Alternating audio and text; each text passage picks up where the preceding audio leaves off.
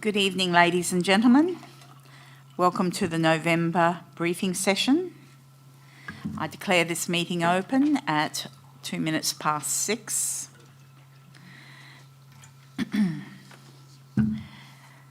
Kaya Maman, Kaya Yoga, Kaya Bridie, Yananuk, Nalak Kadij Winjialak Nini, Nalak Kadij Nidja Budja Bal, Wajak Nunga Budja Nalak Nini, Kura, Nijie Burawan.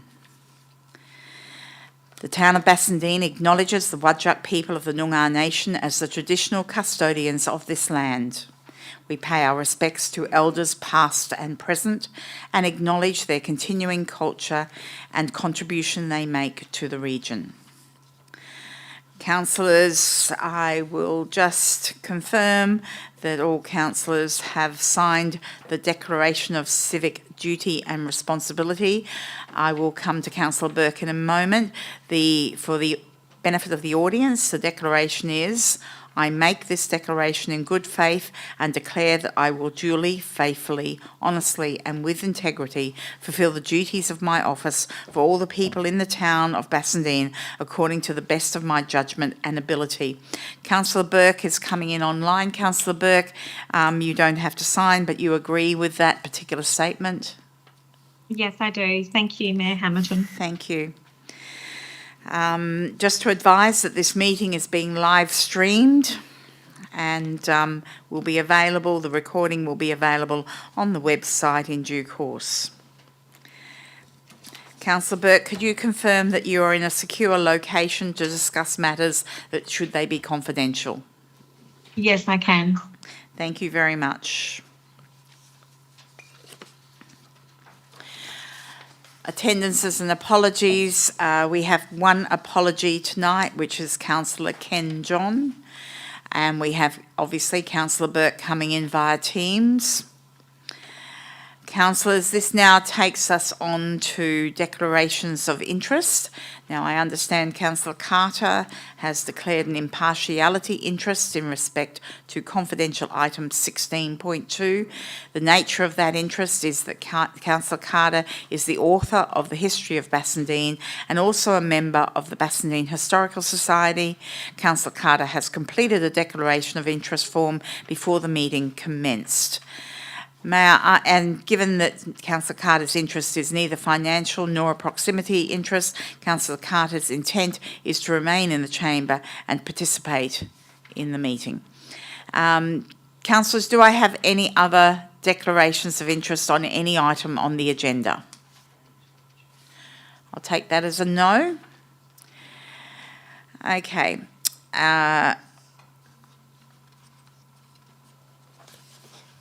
Councillors, we have no statements that have been sent in by email, and we have no one in attendance in the chamber. So that's item 5.1. We have no questions that have been sent in. No. And again, no one in the chamber. So we'll move on from that. 5.3 is deputations. Again, nil.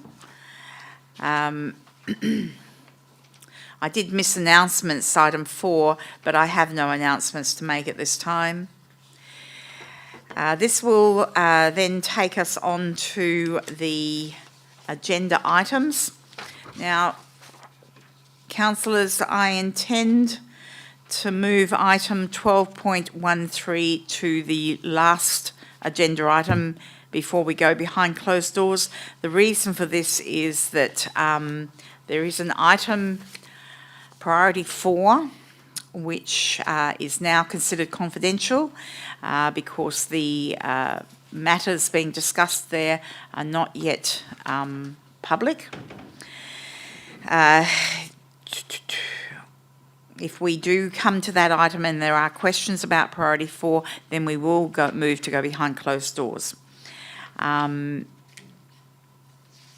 Okay, so with that, we will move on to the actual items. So the first item that we have tonight is 12.2, the Bassendean Local Emergency Management Committee. I will ask Mr. CEO, do you have an officer who would like to speak to this item? Good evening, Madam Mayor and councillors. This is a routine report for the most part, so I didn't plan to make too many comments, only to note that the report includes the adoption or recommendation to adopt activation procedures in the event of an emergency. Other than that, it's fairly straightforward. Okay, thank you. Councillors, do you have any questions on this item? No, we'll move on to item 12.3, the Audit and Governance Committee. Again, it's a fairly standard report, but I'll ask again, Mr. CEO, do you want anyone to speak to this one? It's the Director of Corporate Services, if she may. Thank you. Thank you, Mayor. Thank you, CEO. This is just the summary of the Audit and Governance Committee of the minutes, and it's just to be presented. You already had them at the actual Audit and Risk Committee. I've got nothing further to add, unless anybody else wants to ask me any questions. Councillors, any questions on this item? No, we'll move on. Okay, 12.4 is change of use, educational establishment, lot 39 Hamilton Street, Bassendean. And Mr. CEO? Yes, thanks, Madam Mayor. I'd like the Manager of Planning and Regulation to attend the table and to introduce this item and explain, and then take questions. Thank you.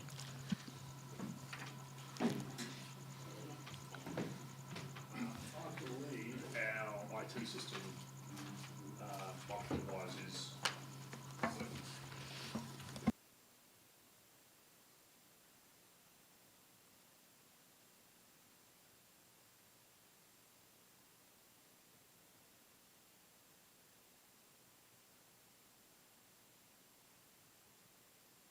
Council.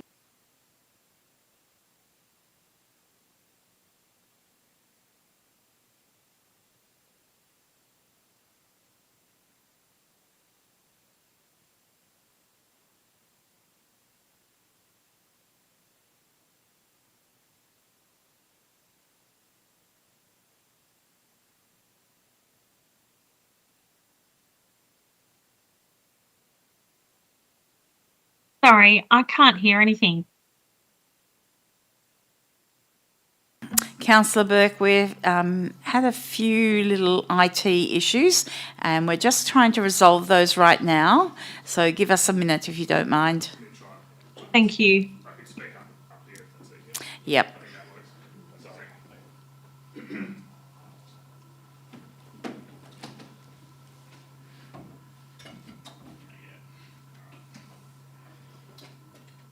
I think that works. Hopefully that works. Very good. So I'll begin from the top there. So Council is being asked to consider a change of use application at 16 Hamilton Street, Bassendean, which is owned by the Catholic Education Board. Town staff understand St Michael's School wishes to use the property as an annex to the school in the short term, with longer term plans to redevelop the site for a pre-kindy and early education site. The matter is before Council because there's no structure plan in place. If a structure plan existed, a change of use like this would likely be exempt from needing development approval. But as I say, in a similar fashion to other applications that have come before Council, because there is no structure plan in place, we are therefore required to seek Council's endorsement for the application.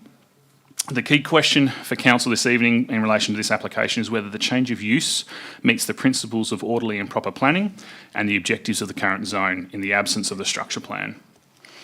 Given the application's low impact, it's extending the existing school use from the properties to the south. Town staff recommend approval of this change of use application. Thank you.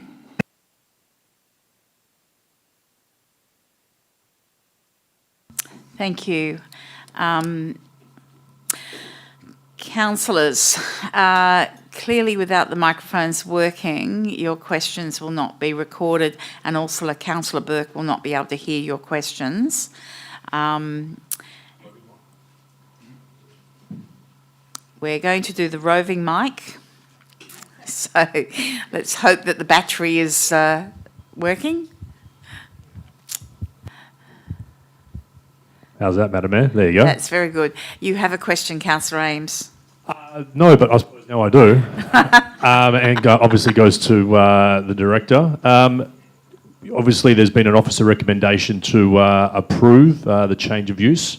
You've obviously done a bit of forward planning. Would there be any detriment to the community or anything that would be of a negative connotation if this particular approval was not approved?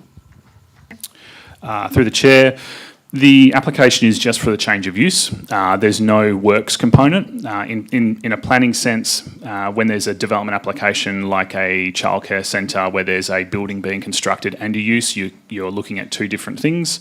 In this case, it's just the use at this stage. It's simply to use the backyard of that property as an educational establishment. In my opinion, no, there is no significant issues there. Sure. Just following up on that, will there be obvious changes to the access of the premise from the current St Michael's School through boundary lot fences or so on and so forth? Is that has that been discussed from the school with the administration at this point in time?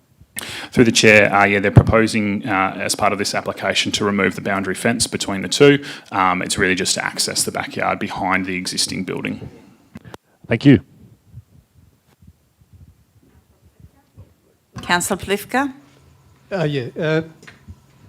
Just having a look at the report, it mentioned that this wasn't put out for advertising. I just wanted to understand the test as to when matters need to be put out for advertising in the context of these applications where we lack a structure plan at present.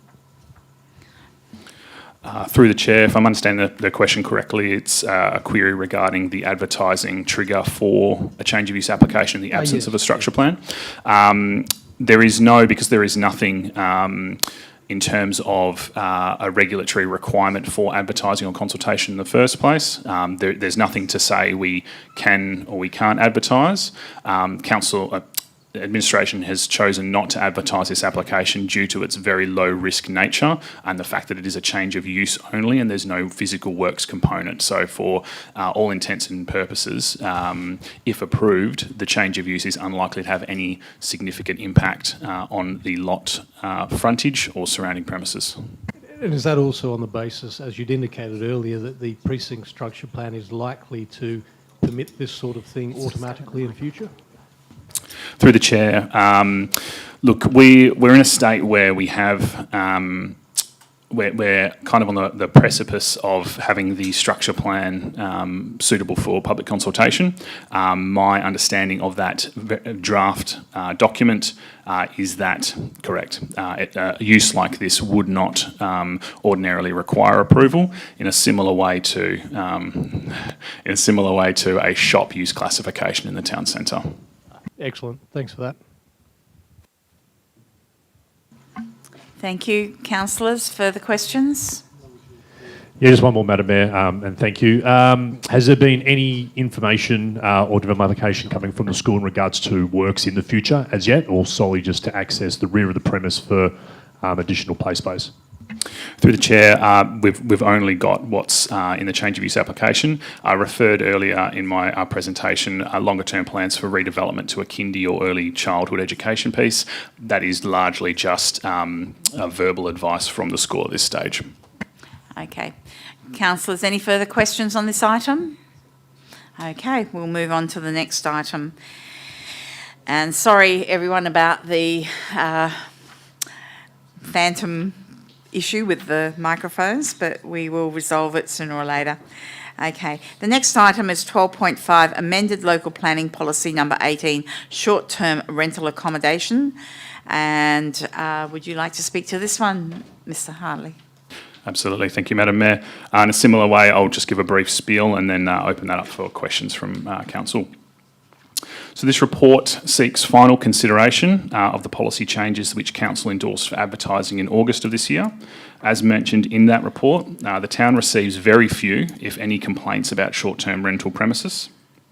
Around 10 to 15 years ago, there was a lack of regulation in this space, but until recent times, the state government has since developed a more clearer framework, giving local governments an extra layer of control. In Bassendean, there are currently 29 registered short-term rental properties, and they are operating smoothly.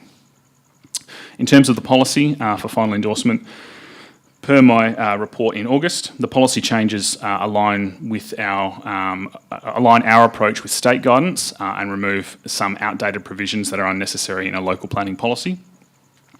After public advertising, the town received no objections. The town received no comments on the amended policy, and that is largely due in fact to the advertising which has occurred through the scheme amendment and various other conversation pieces around short-term rental accommodation over the last few years.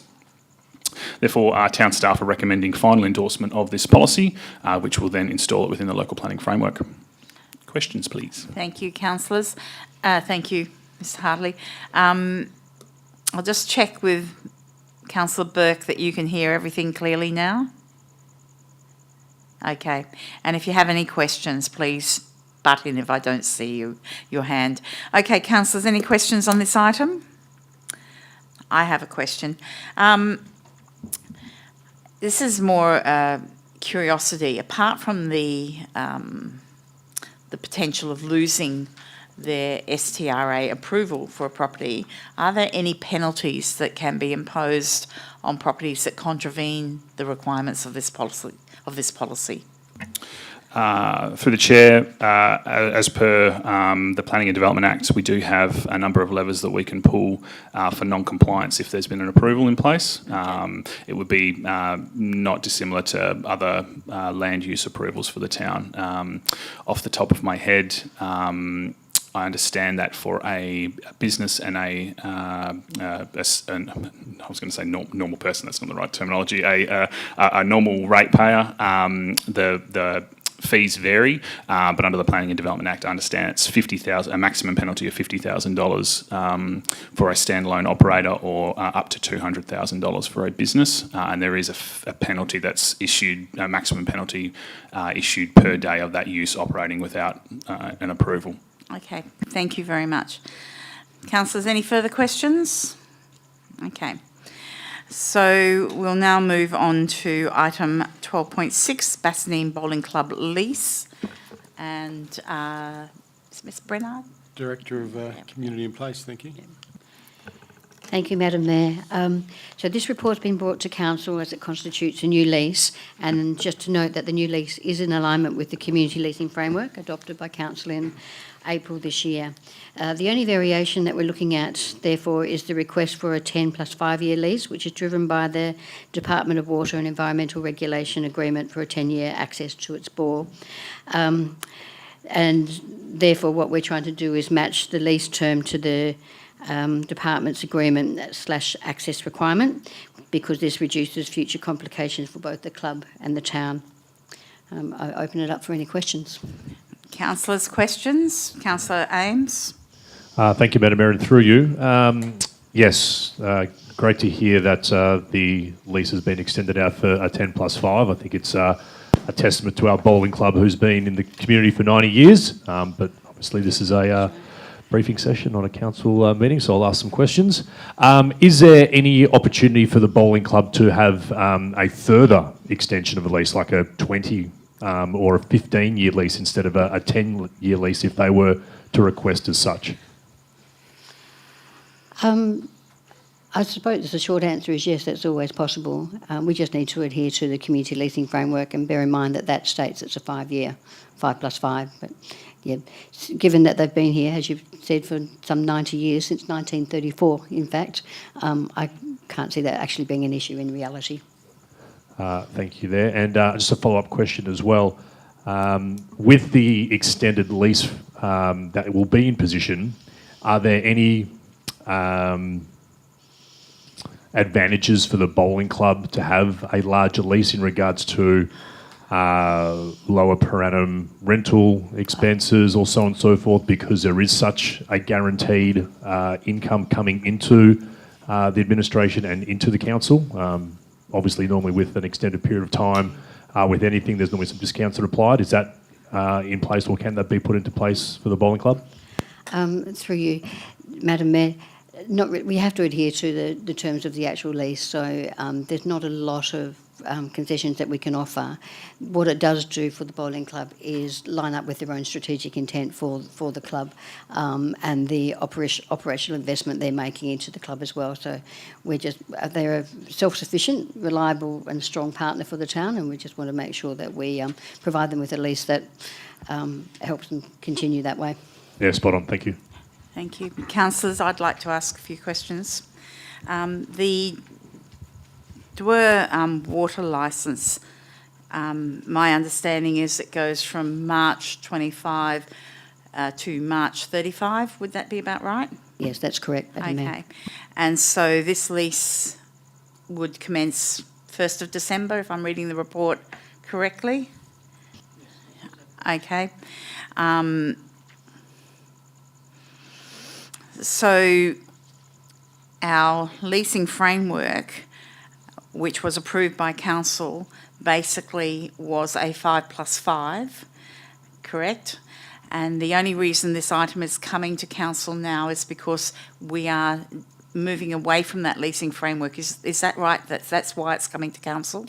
There's two reasons. First, it is a variation, so it's from the framework, which means it needs to come to council for that reason. But secondly, it's also a new lease, so new leases need to come to council as well. Okay.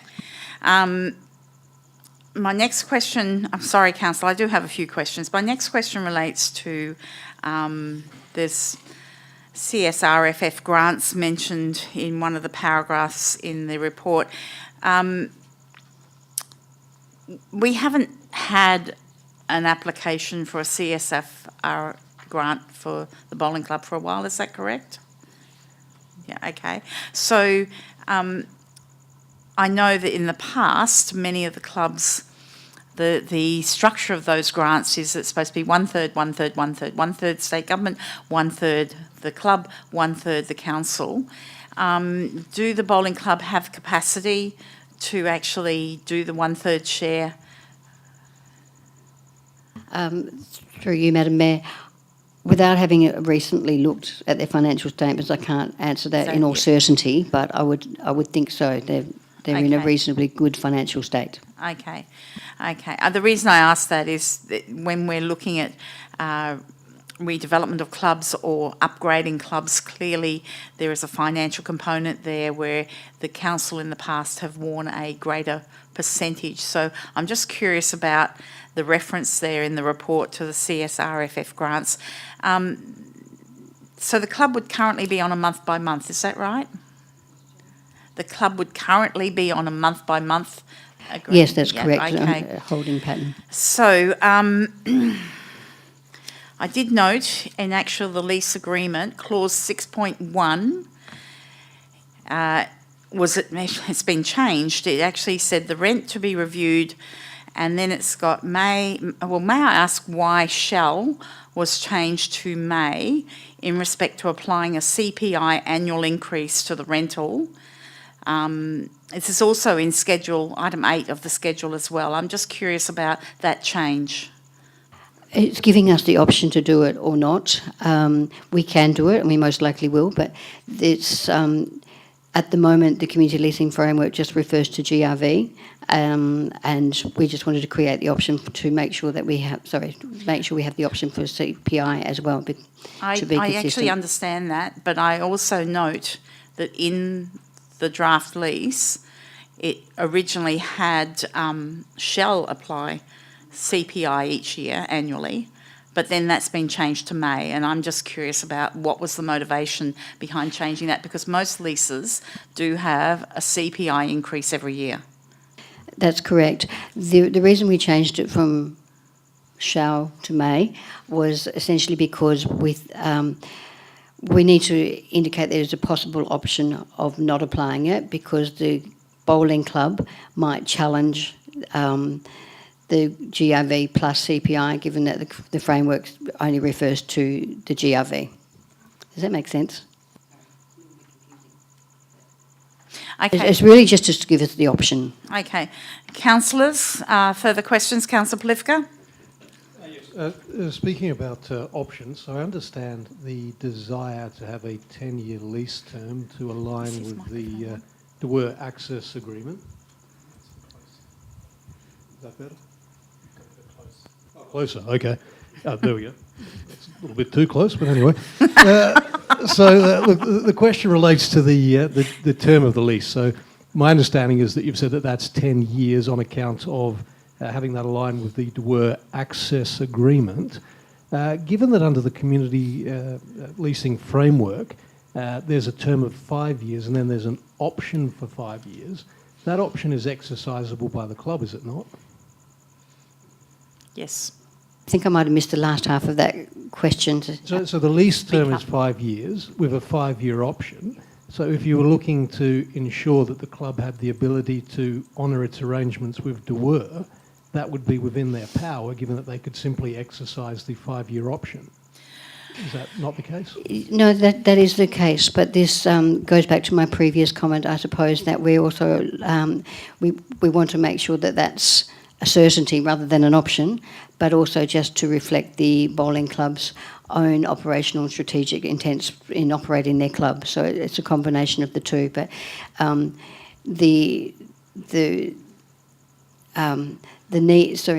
Dewar needs to have. So now I'm losing my thinking, but my apologies. But essentially, it's a much better option that we have more certainty for Dewar than not, and hence the 10-year lease plus an option.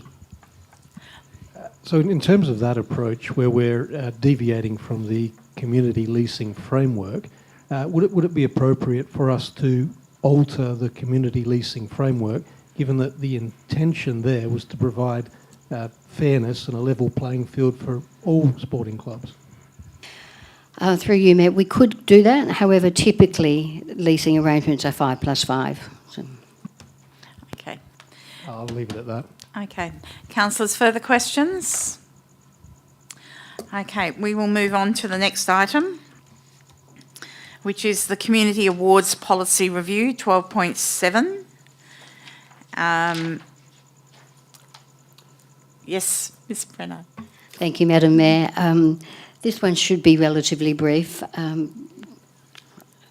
So just to let you know that the administration's recently conducted a review of the community awards. Due to low participation numbers, some degree of increasing costs, and certainly the impact on staff resources. I'd like to note that the awards are an integral part of the council's business as they support the town's values of inclusiveness and participation, as well as help build community pride and spirit by highlighting and formally recognising and celebrating individuals, groups and businesses for their positive impact in our community. The report's recommending some key changes in the hope of reinvigorating the process and increasing participation from our community so that we can more meaningfully acknowledge and thank the people who work so hard to make our community a better place. These changes include revising the categories, a new approach with a rolling or an open all year round program with a key event at the end of the year that is aligned with Thank a Volunteer Day. That's essentially what we're asking for the council to consider this evening. Thank you very much. Councillors, questions? I have a question on this one. Firstly, I'd like to say thank you very much. I am very pleased to see some of the changes that have been recommended, so thank you for that. With the page 32 of the agenda, the last sentence indicates that instead of... you're going to not allow someone or entity to be awarded if they've received the award previously. My question to you is, would it not be better to have a timeline on that? Say, if they have been awarded in the last 5 years, they can't nominate again. But I'm just thinking to exclude an entity that might be doing good work for the town forever. Very happy to take that one on notice and make the amendment. Okay, thank you very much. Councillors, further questions? Okay, we'll now move on to 12.8, which is local law review activities in thoroughfares and public places and trading local laws. So, who's taking that one? Madam Mayor, the Manager of Governance would lead you through this one. Thank you, Dale. Thank you, Madam Mayor. I'll lead the council through the preamble, and then I'll hand over to Nicole from an expertise and knowledge point of view for her update on the local law. But pretty much the town has a requirement to review its local laws every 15 years. The current activities in thoroughfares and trading in thoroughfares, local law is 15 years old. So this review process commenced a year ago. Admittedly, it's taken some time, but we have completed now phase 1 and would like to move to phase 2, which will provide local public notice, will require us to provide local public notice on after the council has approved our process so far. So we've had internal stakeholder review. We've also had an external consultant look at the local law, and following these reviews, it was determined that a new local law is required based on the Walga model local law with some amendments which suit the town of Bassendean.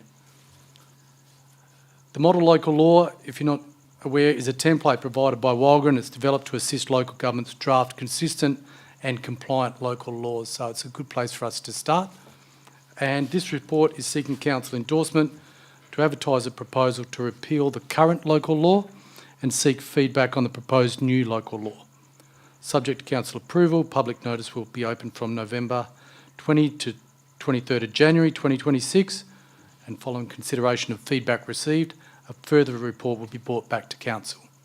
So I'll now hand over to Nicole to just walk you through some of the key components. Thank you, and through the Mayor. So the local law covers quite a broad range of topics. The main area I'm involved with is verge treatments, but it also involves aspects covered by rangers, environmental health, community development and infrastructure. So initially though, there's minor changes to what's in the current local law and what's in the model template. So it includes topics for any activities in a thoroughfare, including the verge, relating to vehicle crossings, verge treatments, public works, fencing, signs erected by the local government and driving on a closed thoroughfare.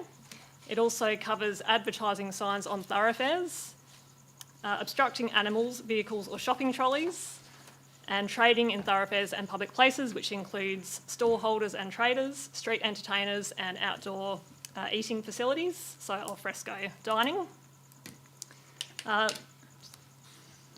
So the main changes are summarised in the report. However, they include removing the activities that are prohibited under other legislation, mainly the Local Government Uniform Local Provisions Regulations, which already has penalties which are a higher value for interfering with things on the thoroughfare, placing anything that obstructs it, making excavations or taking anything from local government property.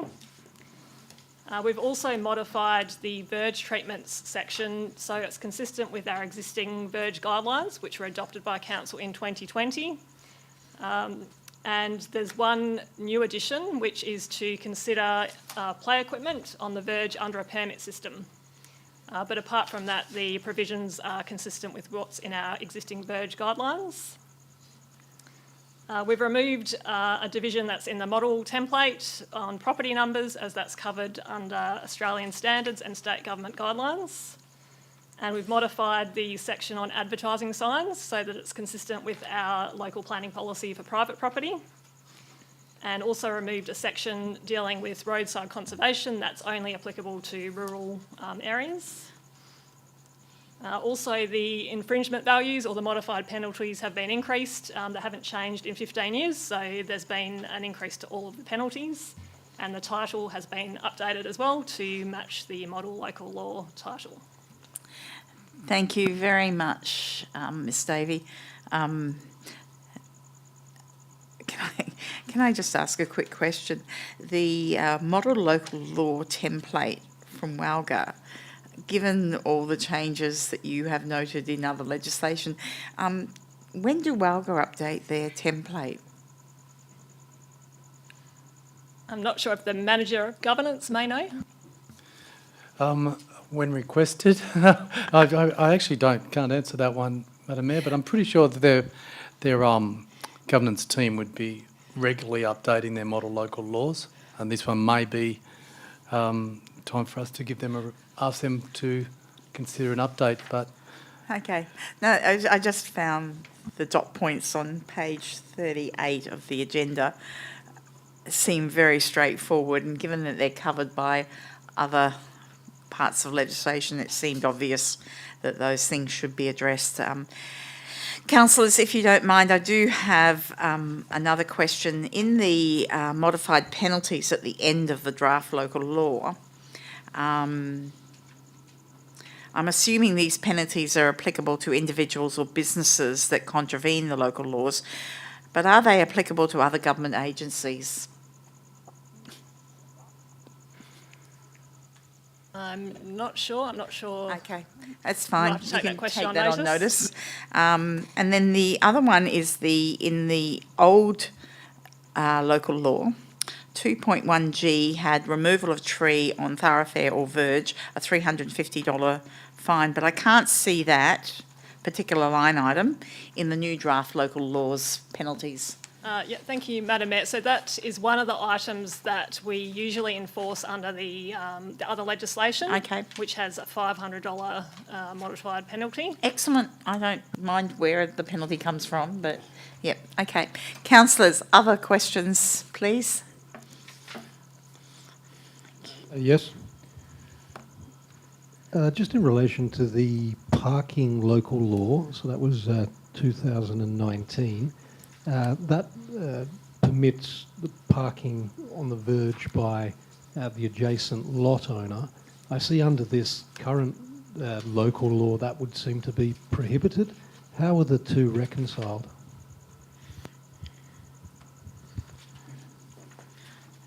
Through the chair, I might have to take that one on notice.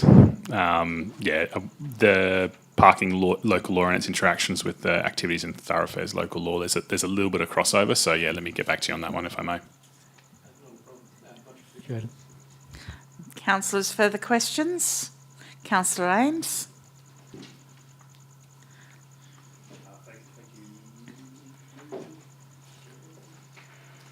Thank you, Madam Mayor, and through you. Might be a bit of a controversial question, but I'm going to throw it out there anyway. When it comes to verge treatments and the 2.9 obligations of owner or occupier, an owner or occupier who installs or maintains a permissible verge must obviously keep and maintain that verge as it was initially installed.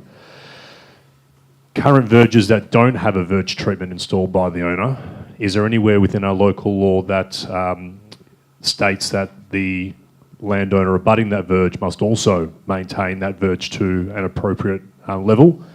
We've also had a lot of verge treatment and maintenance questions and queries coming through council at this point in time. So just wanted to find out how we can divert our residents towards such black and white information for those that haven't been treated by the owner, but may need to have information in regards to the upkeep of their verge.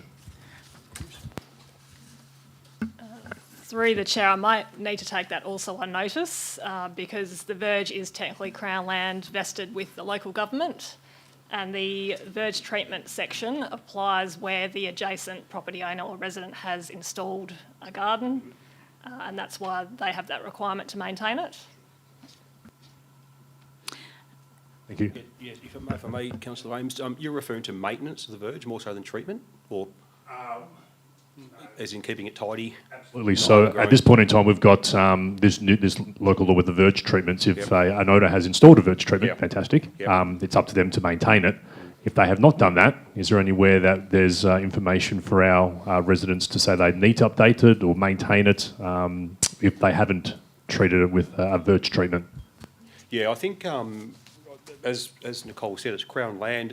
When we did the verge policy, maintenance policy, we had a fact sheet included in that, and that talked about what the residents' responsibilities were, and it was really around then performing these civic duties and maintaining it just for the sake of amenity in the street. But the town, the local government couldn't enforce it, is my understanding. I can check the wording, but that's pretty much my understanding of it.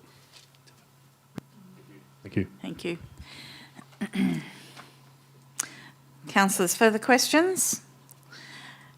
We'll go to 12.9, Local Law Review, Property Local Law 2001.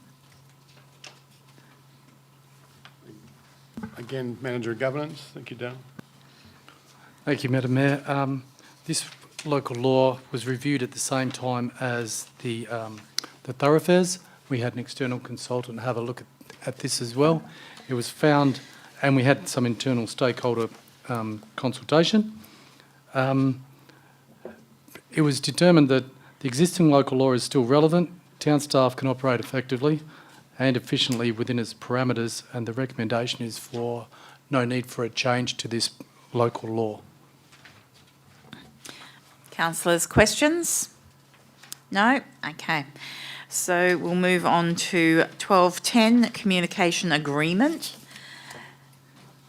So, Mr. CEO. Thank you, Madam Mayor. This particular item refers to Tanner Bassendean getting on the front foot, I suppose, prior to legislation coming in with a model template for communications agreement. And I think what we've tried to do is capture what we currently do and make it fit the model that is coming through legislation.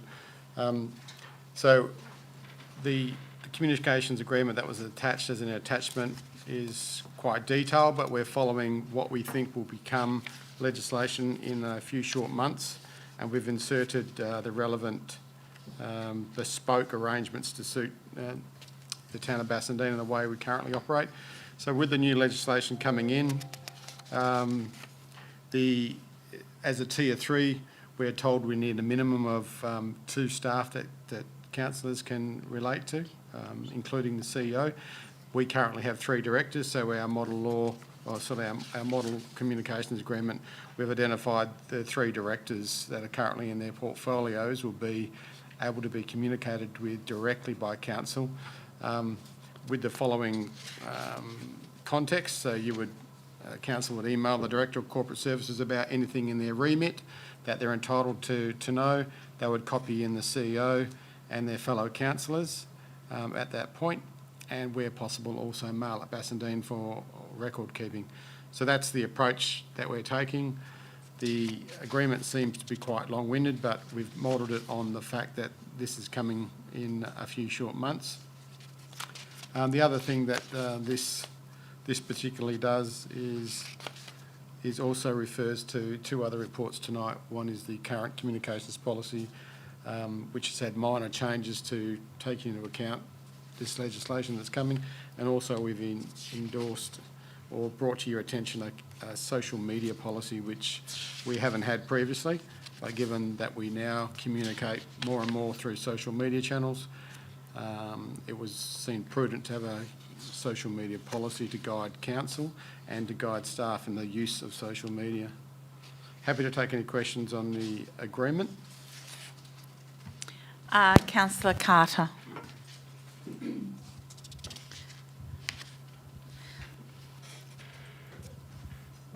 Is this right?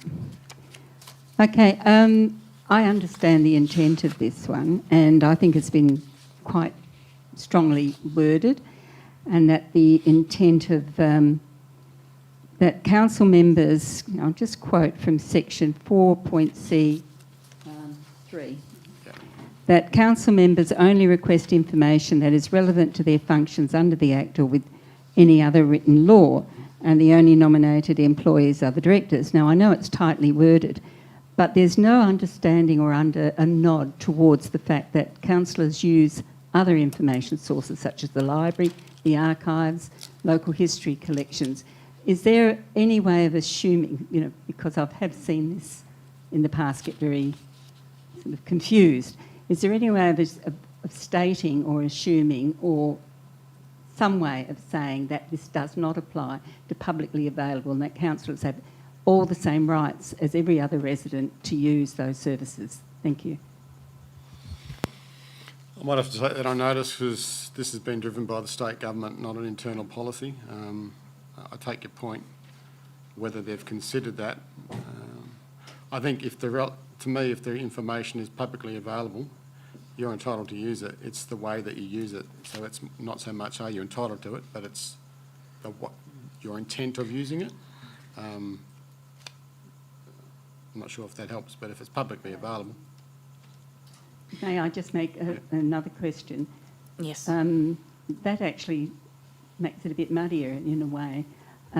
We'd like to be very clear about this because with all the new restrictions, well, not new restrictions, but restrictions on council, which are very important and required, that these are sometimes the law of unintended consequences, and we'd like not to see that happen here in Bassendean. Councillors, further questions? Please ensure the microphone's on. It's on and it's close.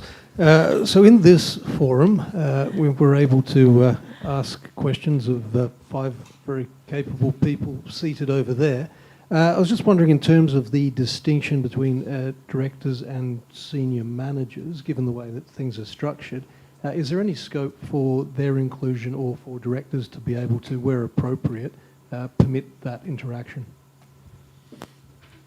I think the CEO, the general provisions allow for the CEO to, if the CEO is the first point of contact, but then requires additional information, the CEO may allow that at time. But I think what the agreement's trying to do is limit the exposure of staff to the 3.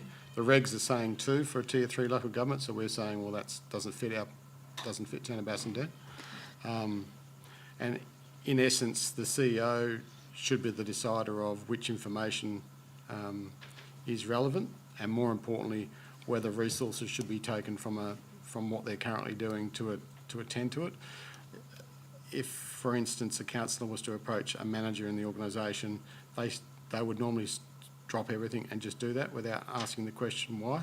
But in actual fact, sometimes that's not the best use of our resources. So by having it at a more senior level, I think guarantees you still get the right information, but we don't involve staff and take them away from their day jobs, which is delivering services to our residents. Okay. In terms of that delegation, I suppose, whether that would be at the CEO level or whether the directors could make that decision, is that something which we could have scope for in terms of the, I guess, workflow? Well, I don't see any benefit because, in actual fact, if there's a question coming in, we normally seek advice from our technical managers and then provide it to you. So if myself or one of the directors doesn't have the answer, we'll go to the technical expert within the organisation that does and then provide that to you. So all we're doing is making sure that there's a conduit for you to get the information rather than you going direct to the technical source. Yeah. So in terms of that, that's I suppose, prohibition on what councillors can do in the first instance, but there's nothing there to restrict you as the CEO, should the circumstance arise, to allow that interaction directly with the manager if it's appropriate. And we do that every day of the week, to be honest, whether it's a workshop or whether it's here tonight, we have the subject matter experts in here. I think it's really to stop those incoming emails around operational things coming to a manager, particularly if they're after hours or on weekends, and the general provisions sort of steps that out pretty clearly, and I think work health and safety legislation has caused that. And I understand that councillors have daytime jobs and things to do, so you might send an email in the afternoon or on the weekends. What this is saying is that's okay to send it, but you don't expect to get a response because under the regulations they're saying that's not allowed. The other thing the regulations are doing is saying quite clearly you can have a conversation with somebody and can be socially engaged with a member of staff, but if that social engagement also says, oh, by the way, when you get back to work, can you provide me this information, then that's not allowed. So we consider an information request to be by email only with those relevant CCs rather than a verbal or a telephone conversation. And I'm more than happy to fill up your inbox and for you to triage it accordingly. Okay. Councillors, I just have a question or two on this one. Firstly, I'd like to say that our administration are quite, I think, very responsive. So I think that is something that I have found advantageous. But I will ask the CEO a question here regarding clause 18B2, which basically is making a request for information. A request for information must be made in writing by email and copy the CEO and mail at bassendean.wa.gov.au. So just a quick question in that I tend to send my emails to you and maybe a director, but I don't, when I'm doing that, I don't do mail at Bassendean because my understanding was that the email is captured by the system anyway. So by putting, and I have no objection to doing mail at bassendean.wa.gov.au, but my question is, does that not generate more work for somebody somewhere? No, it doesn't actually, but in some instances by not doing it, it does create work because sometimes you've had an email from a resident and then you're emailing myself and then the resident hasn't come to us first, so you're talking about an issue that a resident has and then we might get another record from that person days later asking the same question. Okay. By having it together, our system's capable of going, well, we know where that's come from and we've answered that before, so it ties up all the loose ends. It's okay. I just thought it might generate more work more than anything else, but that's actually quite a good point that you've made there. Okay, councillors, other questions on this item? Okay, so the next one is related to this. 1211 is actually the communication policy. So, Mr. CEO. Yes, thanks, Madam Mayor. There are no significant changes to the intent of this policy review, even despite the fact that the new regulations are coming in. We reviewed this policy to coincide exactly with the agreement, and that's why we're bringing it to council. We've made minor changes in the policy, only to reflect the fact that the communications agreement is upon us, and that the one that has the regulations, which is the communication agreement, will always take precedence over a policy, which this is an internal policy. So yeah, it's really a tidy up. We still think it has relevance at this stage, so we're suggesting we adopt the minor tidy up and keep it and look at it at another 12 months to see if it's still adding value. Councillors, questions? Mr. CEO, I did raise, before we started the meeting, there's little in that communication policy about maintaining confidentiality over confidential items, and I don't expect an answer tonight, but I was just wondering if that is something that should be included in our communications policy. Thanks, Madam Mayor. Yeah, I think it can be, but I think the Act is very clear on the roles and responsibilities of councillors, and the regulations are quite explicit around the roles and the confidentiality required by councillors, particularly with information. So I think we can have a policy, but I think the regulations cover it and have a stronger governance framework around it, and even with the latest reforms and the inspector, I think we will see some changes in that space. Okay. I did have another 2 questions, but I didn't write them down, and I am scrolling. So you know what? I'm just going to email them tomorrow. Councillors, we'll move on to... so Councillor Ames, did you have a question? Yeah, just a very quick one. Thank you, Madam Mayor, and through you. It might be coming from our social media policy, or it could be included in this, but are we at the town of Bassendean regarding social media and official communications pathway between residents, council, administration? Or are we still very much referring all of our communications to go through email, through the mail at bassendean.wa.gov.au? Because we all know that the keyboard warriors on social media think that social media is the only way to communicate, but at the end of the day, it's not regulated or it's not reviewed as much as what they feel that social media is. So is there anything in there that we can state that maybe social media is or is not an official communications pathway between our constituents and administration and council to ensure that we have a common discussion and dialogue that this is the way to communicate with council or this is the way to communicate with administration? Because I know, Kath, you do a fantastic job on social media, but I don't think you want to stay up there until the middle of the night, responding to people on social media. But if there's a more direct way that we can communicate this, I think that might be fantastic for us to include. That's an opinion. Okay, okay, councillors, Councillor Plivka.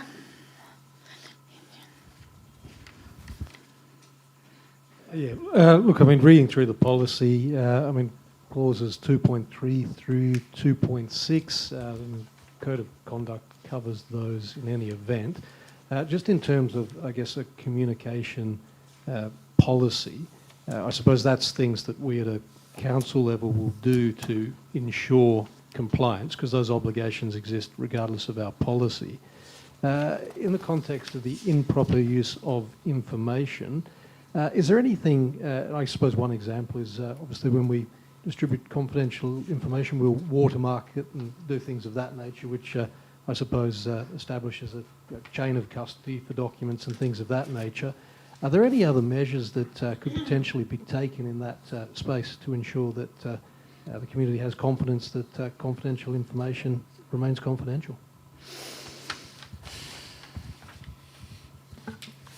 Well, it's a good question, but unfortunately, if we live in a world where if people want to keep things confidential, they will, and sometimes they don't. It's the compliance, catching them, and then the compliance, and we're not really in the compliance game. And I think in the past the compliance actions have been so weak that it hasn't actually been a deterrent.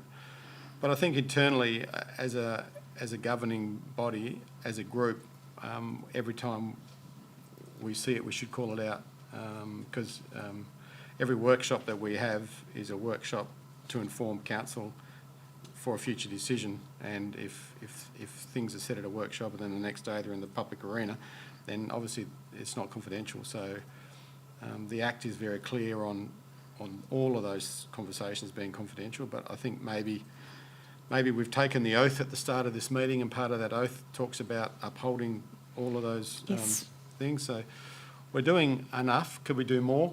We could probably remind more people every time we have a workshop. And I know the CEO bulletin is a confidential bulletin to councillors. Maybe we need to identify items that are clearly confidential with a stamp, and those items which could be shared more openly. But if the items are those that can be shared more openly, we're normally putting out a media release or something on the website in any event. I'm not sure what else we can do, but it's worth, as a council, calling it out when you see it. Yeah. It was more of an open question to see if there's any ideas we had for that, and to obviously show the public that we are very keen to keep things which should be confidential, and as soon as we can advise the good news stories, we'll do so. Okay. So, councillors, I have one more question if anybody else wants to go first. No? Okay. So media liaison, which is section 1.3, all media statements must be prepared by the CEO. Approval by the Mayor will be sought should the media release contain quotes attributable to them or to the Mayor. Our interactions in the past have been that media statements are always vetted, and in fact, there's been quite a collaboration between us in respect to media releases. I just want to get an understanding of 1.3 and what you perceive as being the process going forward.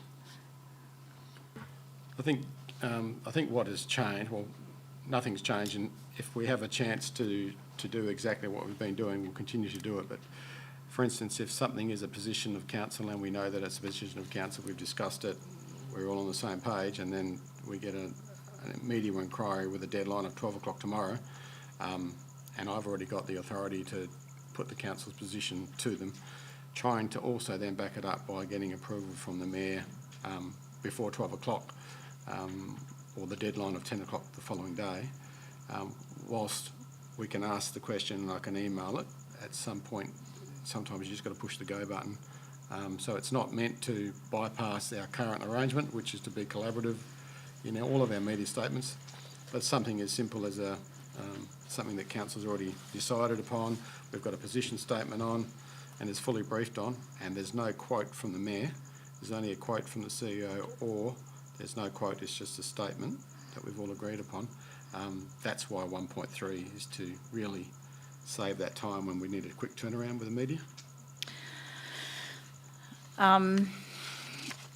Okay, however, the Local Government Act indicates that the mayor is the spokesperson for the town. So I have some interest in maintaining at least knowledge of media statements going out. So anyway, we'll leave that there. That didn't even end up being a question. Okay, councillors, any further questions on this one? I apologise for rambling there. Okay. So, councillors, we will move on to 12.13 we're going to put to the end. 12.14 is accounts paid. Now, generally, if you have questions on the accounts that have been paid, you email the Director of Corporate Services and a summary will be provided to you. 12.15 is the monthly financial report. Did you wish to make any comment on that? No? Any councillors, any questions on that? Okay. So we now move to item 12.16, which is the RFQ, reverse vending machine. And who would be speaking to this one? So, Madam Mayor, we're going to use the approach here that if it's a subject matter expert around the purpose of this report through a planning lens and it's what it delivers to the community, it'll be the Manager of Planning and Regulation. If it's an issue to do with the licence itself, it'll be a Director of Corporate Services response. Okay. Thank you. So I'll give a brief summary of what's been going on, what the reverse vending machine is all about, and then open some questions from elected members. In July of this year, the town approved under delegation a reverse vending machine on a portion of land at Bick Reserve. For the uninitiated, a reverse vending machine is where it's part of the Containers for Change can deposit scheme, whereby you place cans in or refundable items into the machine. It's a kiosk, standalone kiosk, which gives back the equivalent amount in either coupons for Coles or cash. In this particular instance, I understand it is coupons. The site, which is reflected in the report, the site was chosen because of its informal use of car parking. It's located behind the tennis club on an area with little recreation value and it abuts Guildford Road. As part of the approval, the development approval, the applicant had to meet conditions relating to tree retention, waste management, security and lighting. All of these have been satisfied. The purpose of the item tonight is not to revisit the location or approval conditions, although I'm happy to respond to those questions. These matters have already been settled through the development application process.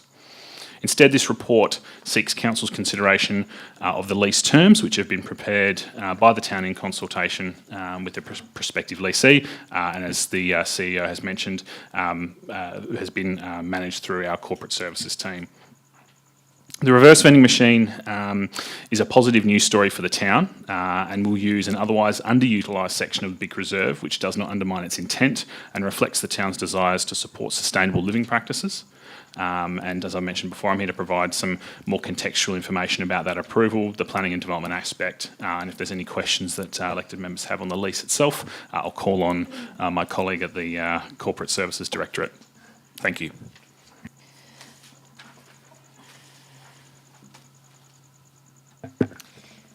Thank you, through the chair. This is a great opportunity from my opinion and from the administration.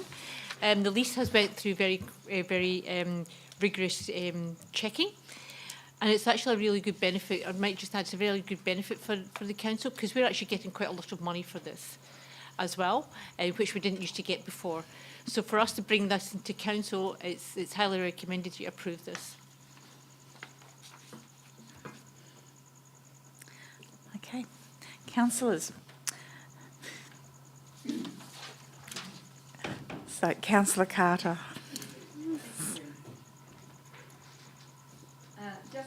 One small question. You're talking about the reverse vending machine that we're having in the BIC, and it only being for coupons at Coles. Is this coupons to buy things or coupons to refund money? Through the chair, I can check with the operator. Typically, these reverse vending machines, you may be aware, they're located or co-located in shopping centres, and it usually ties to a large shopping centre complex, your Coles, your Woolworths, your Aldis. In this instance, I understand it to be coupons to, basically direct coupons to use at Coles. That is the model they've used in this instance. Councillors, Councillor Ames. Thank you, Madam Mayor, and through you. Just a question in regards to the fantastic building, the reverse vending machine.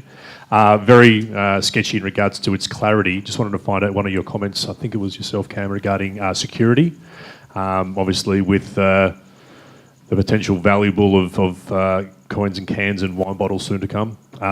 What type of security is there? Is there any inbuilt security cameras in the vending machine? Because we just want to make sure that even that it's a good news story, but I don't want to have it swing the other way very quickly. Absolutely.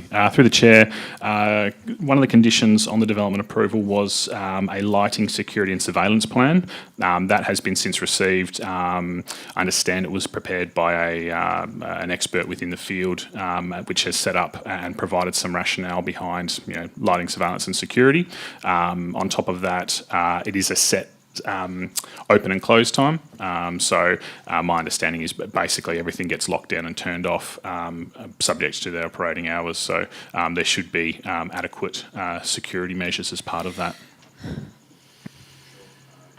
Thank you. And is that information that's not provided in this documentation that we've got? Through the chair, that's correct, because that was done as part of the development application, which is separate to the lease. Thank you. Councillor Burke, just checking that I can't see your hand going up, so I'm assuming you've not got questions. No, thank you. Thank you. Councillors, if there are no further questions, we'll move on to the next item, which is the RFT, Request for Tender, Environmental Management Services. And I would assume this is Ms Davey. Yes. Thank you, Madam Mayor. So a new request for tender was developed to consolidate 3 existing contracts for the town's natural areas that all expire at the end of February of 2026. So the new request for tender includes 3 separable portions for weed control, bushland maintenance and Success Hill Reserve maintenance. So the contract duration will be for 2 years plus 2 one-year extension options. We received 7 submissions. Of those, 6 progressed and met the qualitative criteria, and a number of high-quality submissions were received.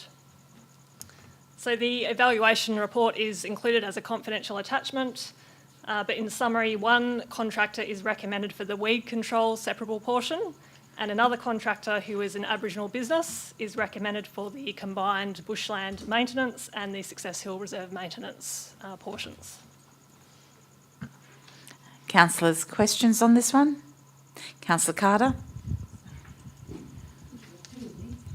Bearing in mind that the attachment is confidential, so if you're delving into that, we'll have to go behind closed doors. No, I'm just going to ask a general question, and it may well have been in the report, so my apologies if I've missed it.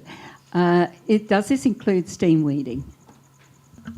Through the chair, no. So the steam weeding is part of the streetscape weed control contract, which is separate to this. Further questions, councillors? Okay, on that one, we will move to the next one, which is RFQ, electric vehicle charging station. And yes, Ms Davey? Thank you, Madam Mayor. So the town has an existing faulty EV charger on James Street, which was installed in 2018. So it's had issues for the past 18 months. And the repairs are currently too expensive, so the town's had to consider options to either decommission it or replace it. As part of that, there's a range of options, including the town fully funding a new EV charger to do nothing and just not provide any facility.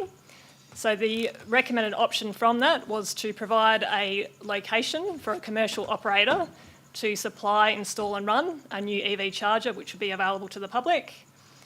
So to do that, we issued a request for quotation, and the evaluation report is attached as a confidential attachment. Because the location is actually within BRC Reserve, this will involve a licence agreement, which requires approval from the Minister. We've received confirmation today that they've given consent based on the draft licence agreement. So the benefits of providing a public EV charger include that it encourages people to visit the area, to stop and visit the town centre or the BRC Reserve, and it also supports electric vehicle uptake, which contributes to lower community emissions. So the installation of the new charger will be cost and income neutral to the town. The only cost will be removal of the faulty EV charger, and the operator will be responsible for all maintenance, customer service and repairs, and they will own the EV charger, including after the end of the licence period. So the licence period will be for 10 years with 2 5-year extension options, and there's an attachment included for the licence agreement as well. There will just be some minor changes to the licence agreement based on feedback from the Department of Lands, which we'll update before the OCM agenda goes out. So it's a very small area of the lease. It's up to 10 square metres, which is just the footprint of the EV charging station. So I'm happy to answer any questions if you have them. Councillors? Is that on? Yep. Yes, thank you, Madam Mayor. I do have one question. 10 years is a long time in the new exciting world of electric vehicles, and I'm wondering, if the tenderer is obliged to maintain the new facility, are they obliged to do major upgrades and config changes? And the reason I ask that is conceivably the government could come around and say, hey, here's the new standard for an electric plug. We have a superbly well-maintained EV charging station, but it's like an old Apple charger and it doesn't fit anything. So do they have an obligation to keep it current? There's no obligation to do major upgrades. There are clauses to allow mutual agreement to end the lease sooner. The time frame is required for a return on investment for the company because they're proposing to put in a fast charger, which is a fairly high initial cost, and they need that time frame to make that return.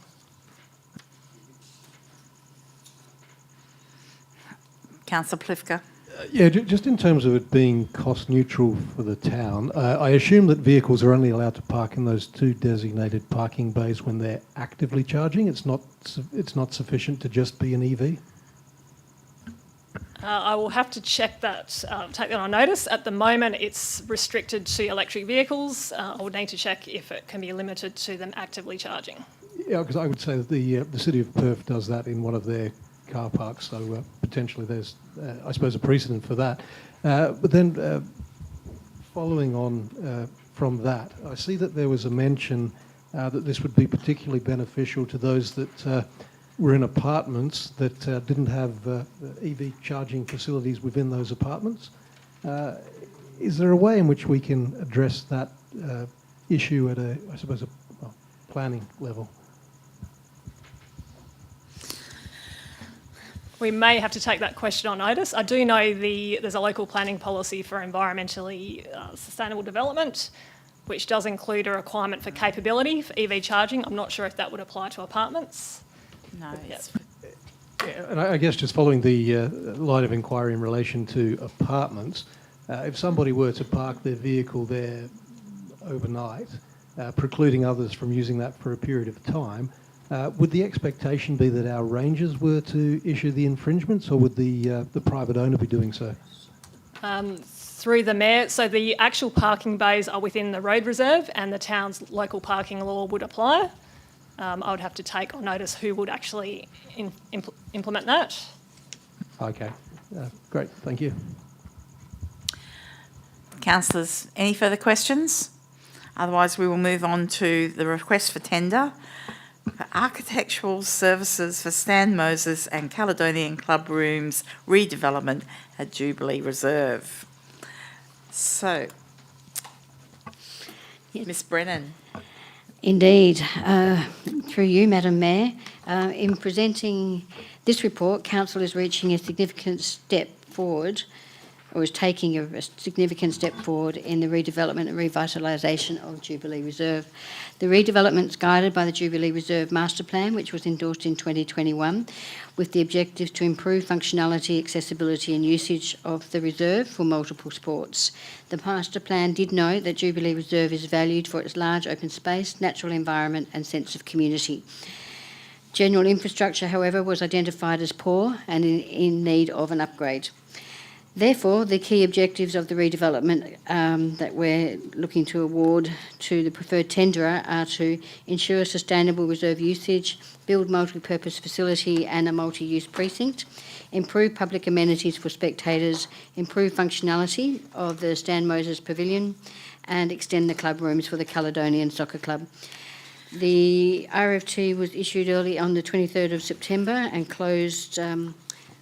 didn't note the date, never mind. We received 9 submissions, and of those, 7 met the minimum threshold of 70%. 3 were selected for further clarification and discussion. And in terms of the preferred contractor, there's an evaluation report that's attached as confidential. But in summary, we're recommending a contractor that his submission is strongly aligned with the scope, and they've demonstrated a strong understanding of the brief and the town's expectations. They have extensive expertise in delivering sport and recreation projects. There is an allocation of senior personnel to the project that's quite significant, the strongest of all the submissions, in fact. And in terms of pricing, it was best placed when considered against the major component of the project, which is design. We look forward to you supporting this recommendation to adopt the preferred contractor when we go to Ordinary Council next week. Do I have any questions? Thank you, councillors. Questions? Okay. Oh, no, Councillor Plifko. Just one question. So there's obviously those 2 separate parts, the design and the superintendent phase.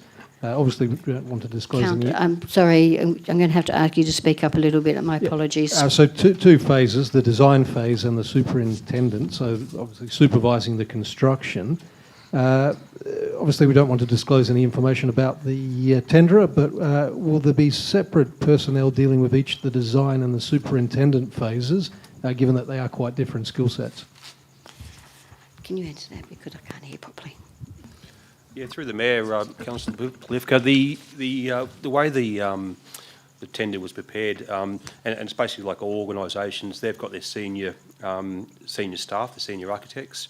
They then have staff below them, such as their designers and draftspeople. But this particular submission did say on a number of occasions that their senior staff will be involved with the design component, but then they will have their staff doing the actual drawings. In terms of superintendent or supervising the construction, those senior staff will also be involved. So again, as the Director commented on, they're involved all the way through. Okay. Mr CEO. To answer the question, probably a little bit, you're asking whether they have the requisite skills to do both, and the...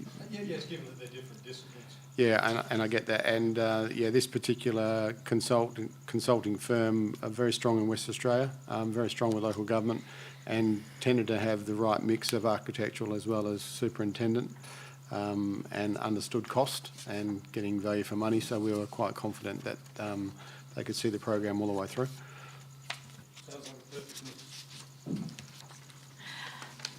Councillors, any further questions on this one? Okay. So,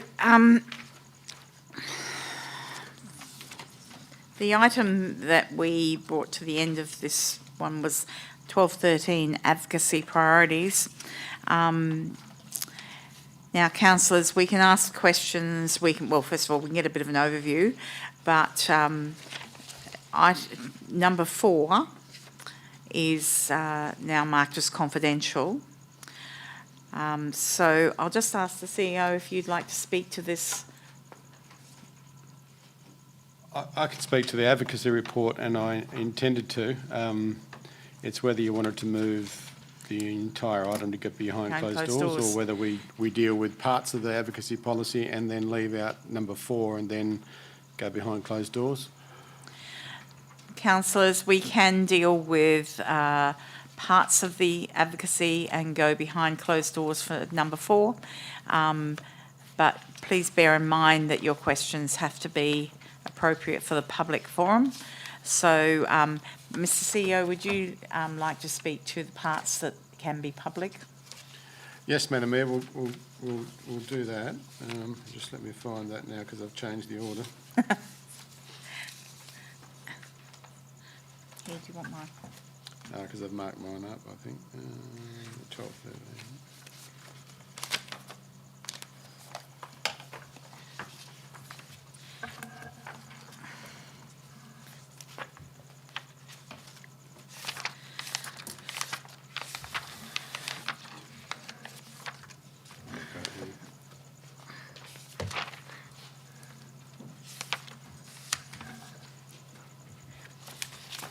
Thank you, Madam Mayor. So just for the benefit of Councillor Long, we have had some years ago, we implemented a policy around advocacy, and we were very successful last year with the state and federal elections, receiving $5.2 million for 2 of our key projects, $500,000 for the Bassendean Oval redevelopment and the 1 Wilson Street project, getting that green lighted, which was about a $60 million investment to the town.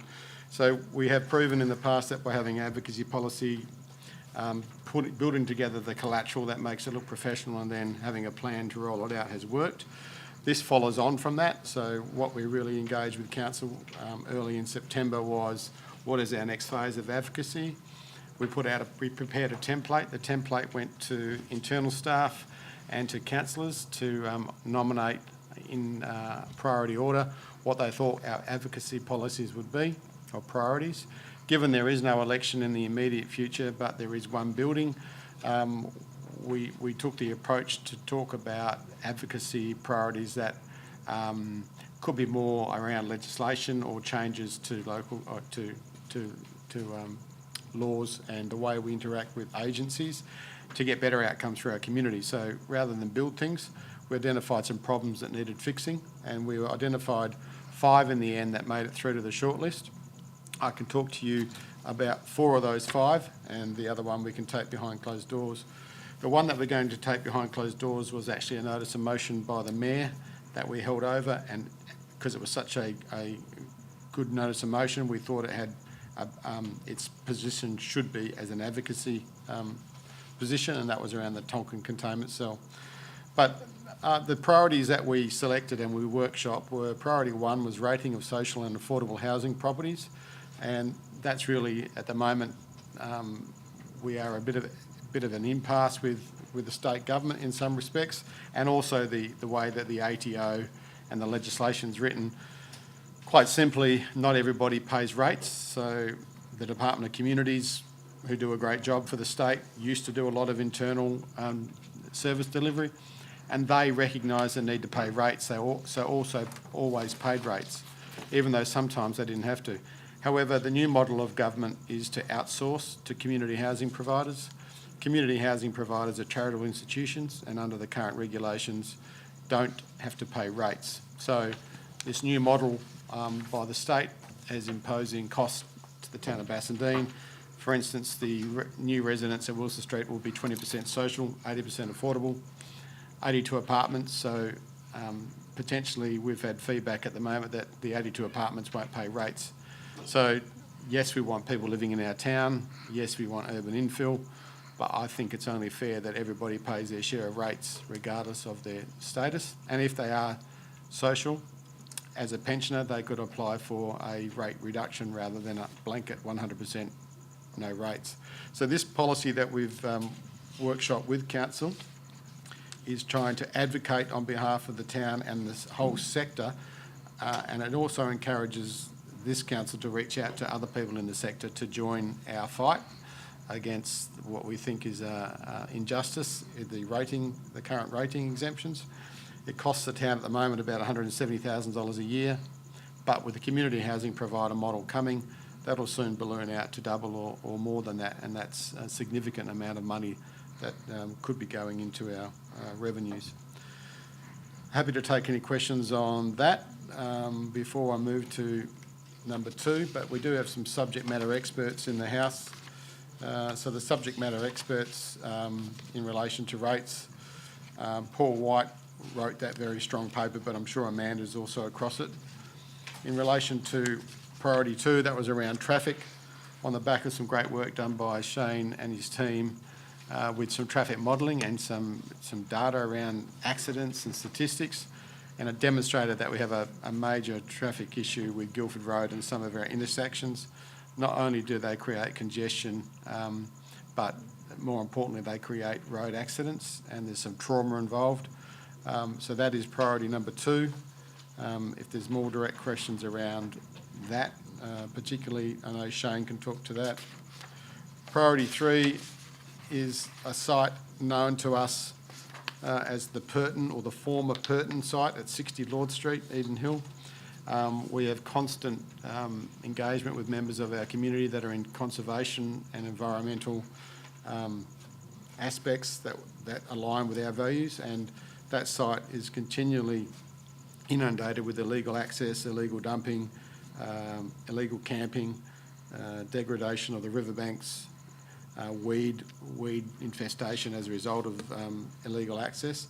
So this really talks to the council advocating for better controls and better access so we can stop and protect what is a historical and environmentally and culturally sensitive site.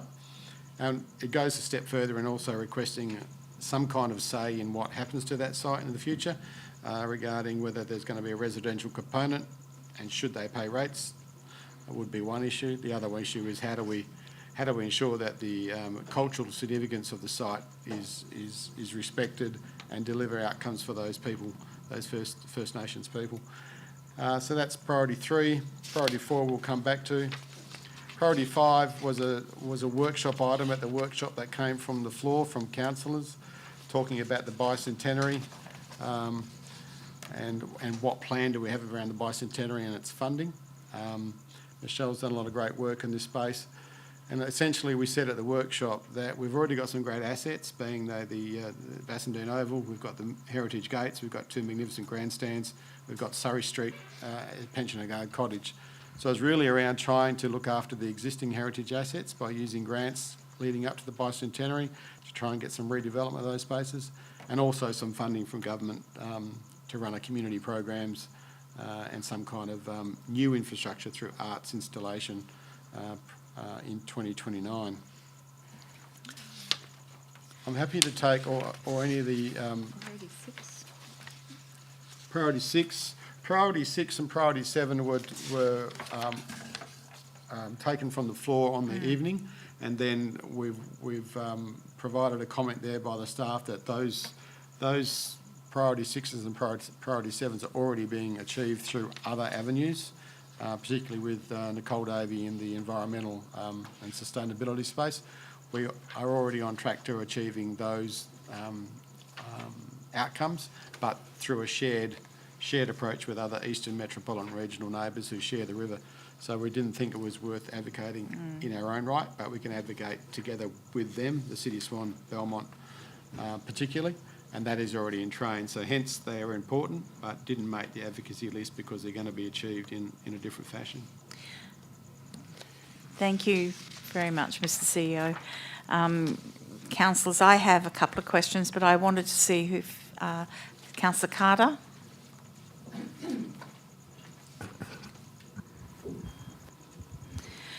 Thank you, Madam Mayor, and congratulations to the staff on the work they've done on these. When we did have a discussion about these priorities, I know that I brought objections to priority 2, which is the widening of Lord Street, and I was answered that there are a lot of accidents. I'm still not clear on how widening Lord Street will prevent that, considering also that what would widening of Lord Street achieve when you're not going to widen Guildford Road? It's going to feed straight into Guildford Road.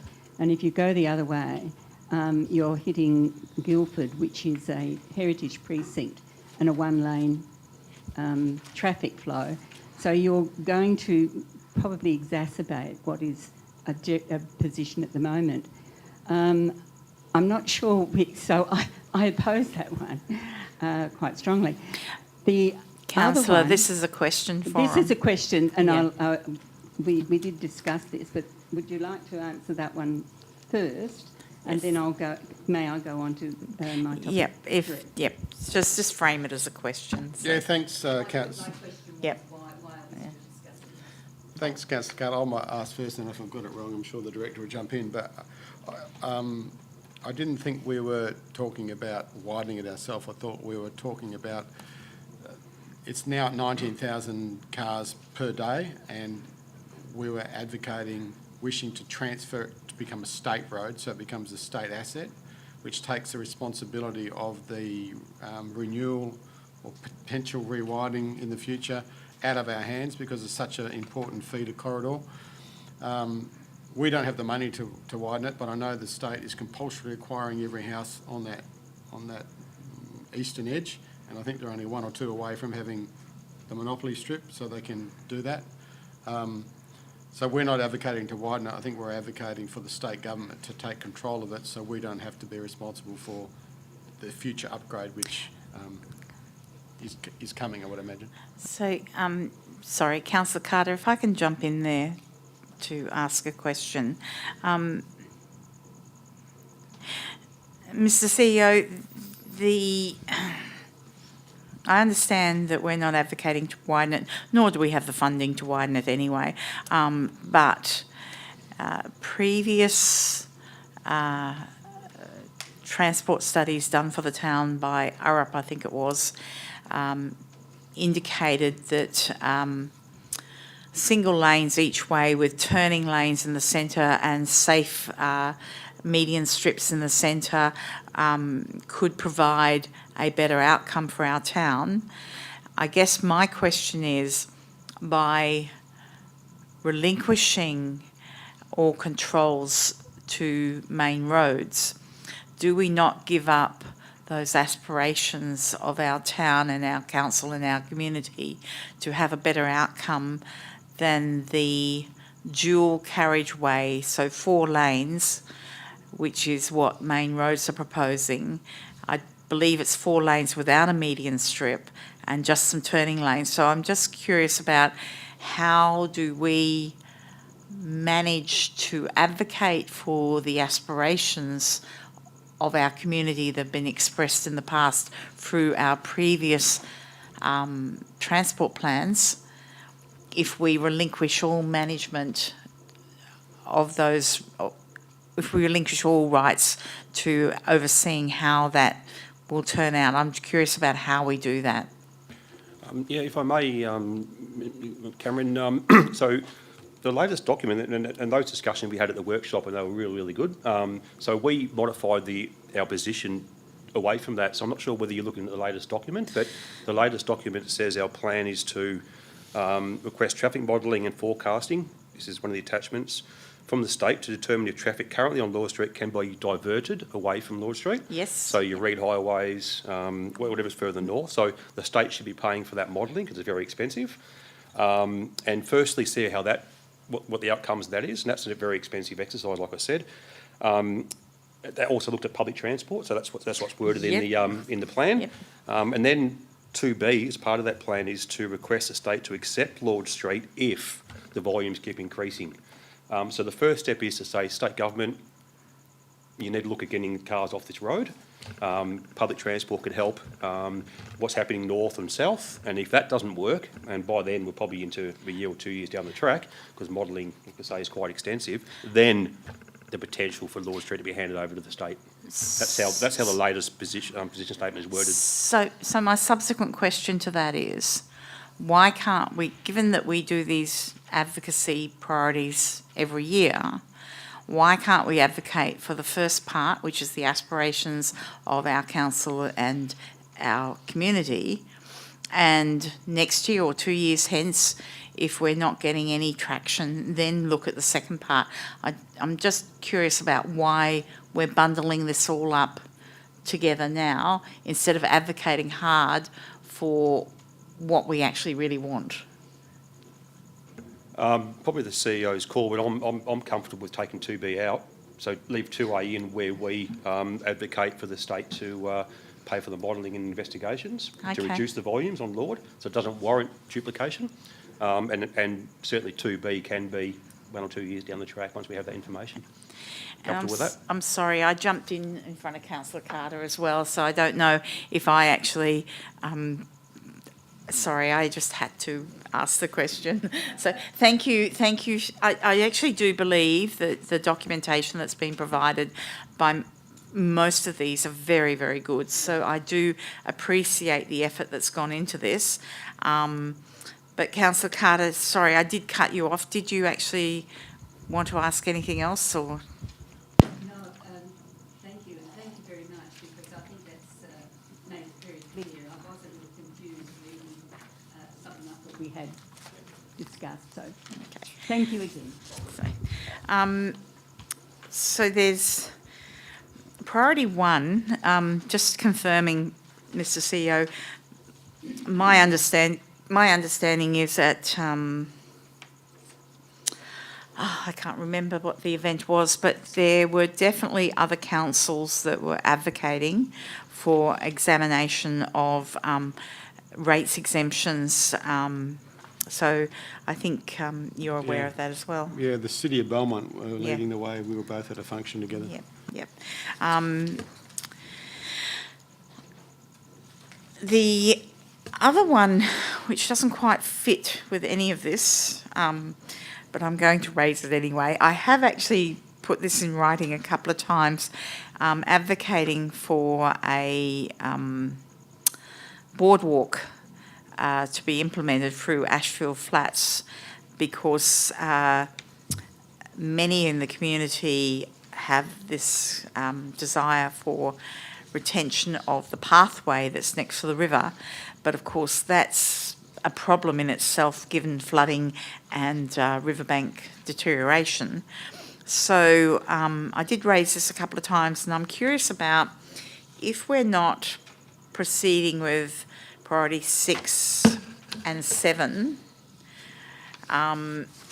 which, you know, a boardwalk for Ashfield Flats sort of fits into those two. Would you consider that as being something that we can potentially advocate for in itself, because it seems to be a very strong desire amongst community members for Ashfield Flats particularly?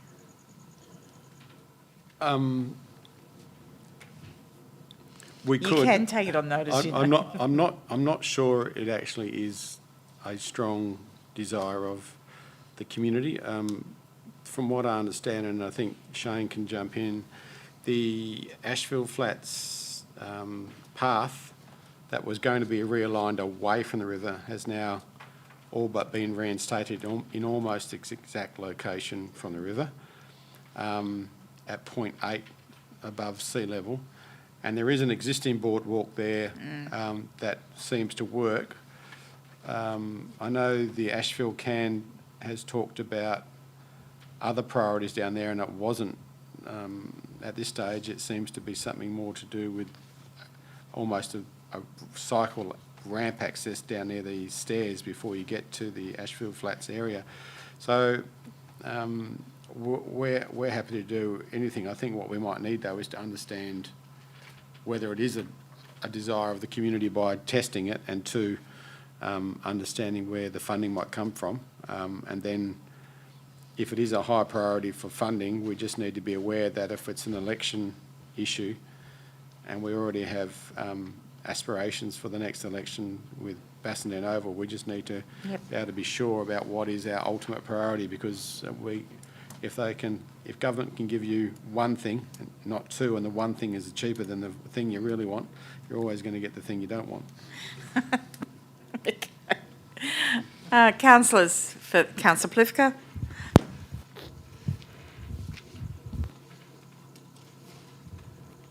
When it comes to the costs, I suppose it would depend on how extensive our network of boardwalks through the Ashfield Flats would be. But my question relates to priority 3, so the Purton site. Obviously, there's a few different issues there. So there's the environmental, there's the cultural. Is our advocacy as to a particular outcome, or is it just for something to happen? Because, I mean, it's been going on for a long time, that place.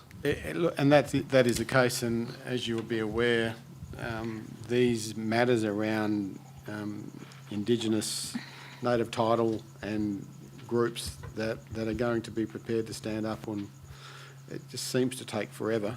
So it's the Department of Finance site, but it's going to be gifted to some kind of Indigenous corporation, and that seems to be taking an eternity.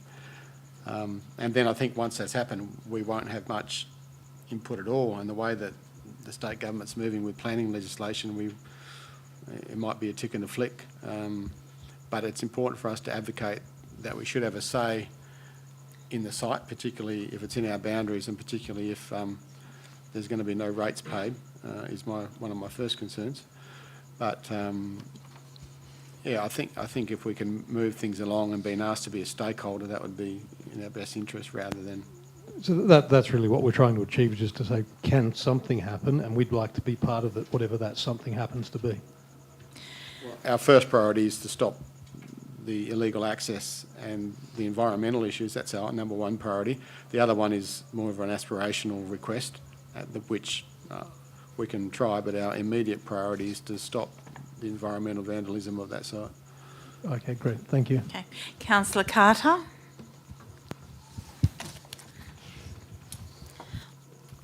Thank you. Thank you, Madam Mayor. I do understand that. I don't understand why we're wrapping it up or including housing in this. For a start, this is not our land. We don't own it. We'd like to expand perhaps, but anyway, we don't at the moment. And housing has very definitely been part of the problems in the past, particularly within our First Nations groups that are really discussing and feel most connected to this area. So why is it necessary that we put in that we're advocating for housing when I don't think that's going to be a preferred option by either the Indigenous groups that have say in this area or by state government?